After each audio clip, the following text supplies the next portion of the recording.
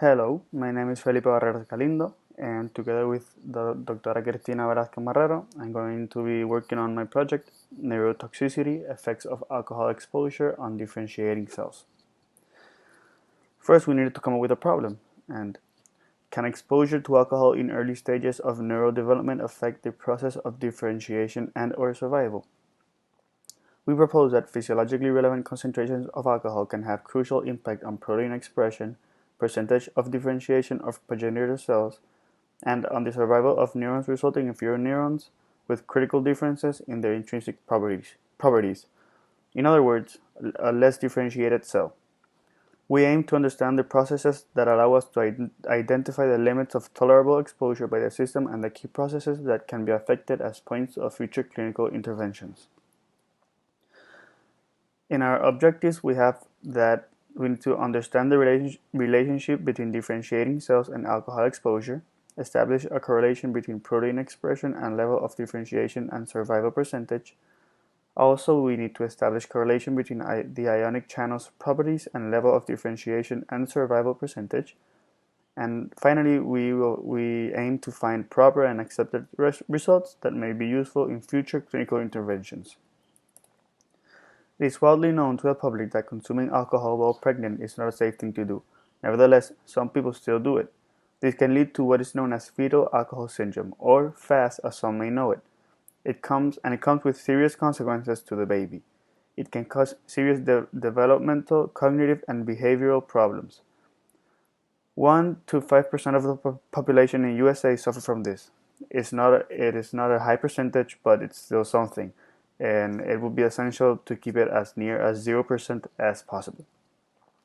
Similar effects can be seen in currently developing neuronal cells when being exposed to alcohol, and it can be seen through the following cellular factors: GFAP protein, BDNF and TrkB signaling complex, BK channels, and MAP2 proteins.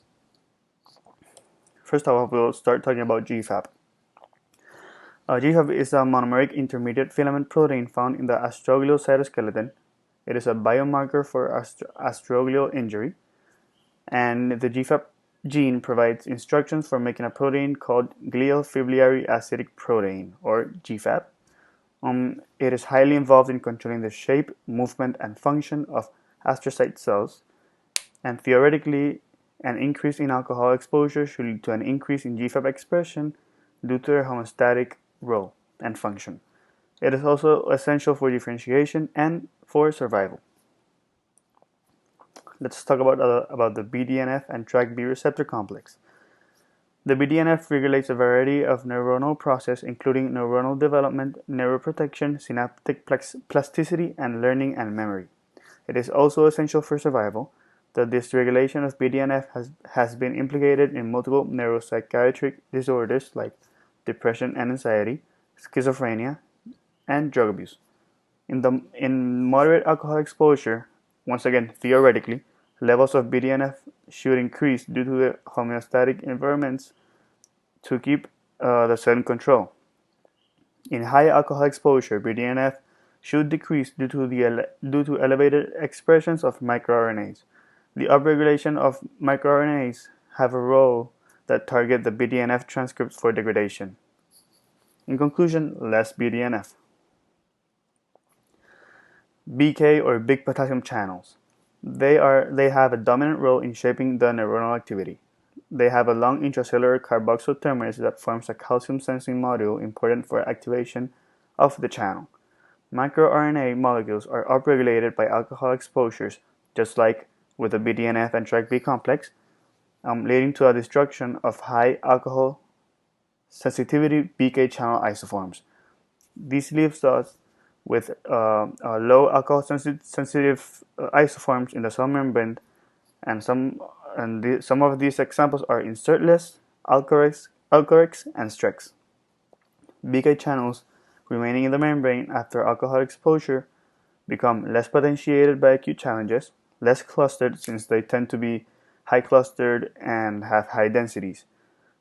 Also, they should be expected to be less dense within remaining clusters, more internalized.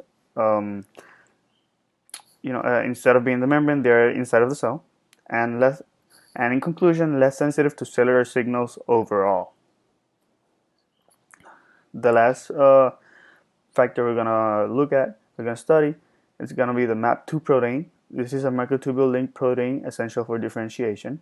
A protein that binds to and stabilizes microtubules.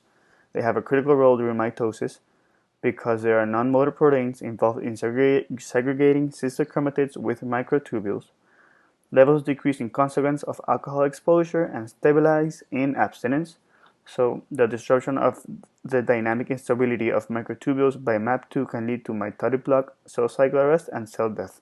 Or in more detail, it can lead to multipolar mitotic spindles, defects in cytokinesis, and accumulation of cells with large nuclei. For this project, we will be using the experimental subject of neuronal progenitor derived from XCL1 GFAP nanologue catalog. This is a normal disease-free cell of the umbilical cord blood from a newborn male. The cells have no trace of bacteria or viruses. They exhibit the differentiation potential of NPCs in early TUJ1 plus neurons and TH plus dopaminergic neurons. They originated in 2015, so they are relatively new, a new and young strain of cells. The method for this experiment is it's divided in several procedures. So we'll start off with neuronal cell culture. First of all, we're going to place 6 milliliters of cold DMEM F12 medium in a 15 milliliter tapered tube on ice and add the cold cell matrix gel. We're going to mix the diluted gel well and add 0.5 milliliters of the gel per well, left on a covered plate for 1.5 hours at 37 degrees Celsius. After this, we're going to defrost the cryopreserved NPCs at room temperature. Then we're going to transfer the cells to a test tube containing 9 milliliters of DMEM F12 medium and centrifuge the cells for 5 minutes in order to get rid of the supernatant. Next, we're going to add 4 milliliters of the entire NPC growth medium to the tube and gently resuspend the pellet by pivoting up and down to 4 to 6 times to make a single cell suspension. To differentiate, you have to pass the NPCs 1 to 2 times with full NPC growth media to have enough of the cells. We're going to add 1 milliliter of DPBS per well through the wall using a 5 milliliter serological pipette. Afterwards, we're going to remove carefully all DPBS and add 1 milliliter of 4% PFA per well. After this, we're going to incubate them for 15 minutes at room temperature. To ensure that the cells were differentiated correctly, an immunohistochemistry test is performed with MAP2, BDNF, TrkB, and BK channels antibodies to measure the level of differentiation. We can see over here at your right, the phase picture is without the antibody staining, and the bottom picture is how the MAP2 expression should look like. In case of electrophysiology, we're going to keep the cell in a voltage clamp at negative 70 millivolts and apply a 5 millivolt test pulse to measure passive cellular properties. With this, we measured the voltage gated channels, specifically the ones we want to study, the BK channels. With this, we're going to categorize each cell group into the following types due to its action potential, from type 0 to type 5. Type 0 being a channel with no voltage, type 1 being having an AP less than 10 millivolts. Type 2, it's gonna show one AP signal above 10 millivolts followed by a plateau. Type 3, they're gonna be APs above 10 millivolts and one or a few aborted peaks below 10 millivolts.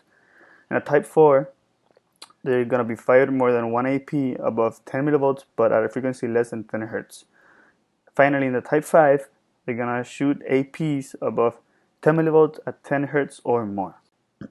For the part of immunohistochemistry, first we're going to transfer individually the cell in a volume of 2 microliter of internal part solution to a PCR tube containing an 8 microliter sample plug. Then we're going to reverse transcribe by 90 minutes at 42 degrees Celsius and amplify by long distance PCR. And with this, we're going to do a qPCR test to be able to select a complementary DNA sample from a suitable cell. A CT less than or equal to 30 are a positive indications for preparation. This means that the cell is an adequate subject for the experiment. The framed DNA will then undergo a 12-cycle PCR amplification, where for each of the neurons, raw sequencing readings will be assigned to a human reference transcriptomic gen code V19 using gapped alignment sequence strategies. With this, we're going to build that sequence over there, the GDAP101EGFP, to track human cells that express GFAP and BDNF track beat genes. If we see towards the left, we see two variables, day 0, day 0, and below they're both on day 32, but on the left side we see how the GFAP normally expresses itself, and on the right side it's incorrect expression of GFAP, putting it that way. In our expected results, we have from the neuronal cell culture that cells exposed to alcohol will have a low level of differentiation. It can be supported with low levels of MAP2 and BDNF track and B complex, accompanied by a high percentage of BK channels inside the cell. In the part of electrophysiology, the cells exposed to alcohol will be expected to have BK channels classified with low AP types 0 to 2 and an occasional 3 due to a decrease in response to acute challenges. In the immunochemistry process, we expect an increase in GFAP protein in those cells exposed to alcohol, an increase in GFAP protein due to their high response to cellular injuries and problems. A low BDNF track B level should also be expected because of the high levels of microRNAs that resulted from a high alcohol exposure.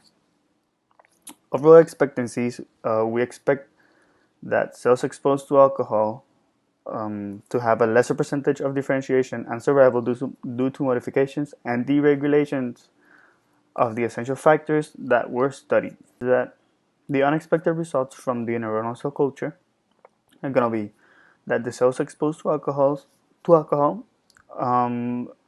they're gonna show an average or high level of differentiation. It can be supported with normal or high levels of MAP2 and BDNF track B complexes, accompanied by a high percentage of BK channels in the cell membrane and highly clustered. With the electrophysiology, cells exposed to alcohol will be expected to have BK channels classified with high AP types, more or less 3 to 5, due to an unchangeable response to acute challenges.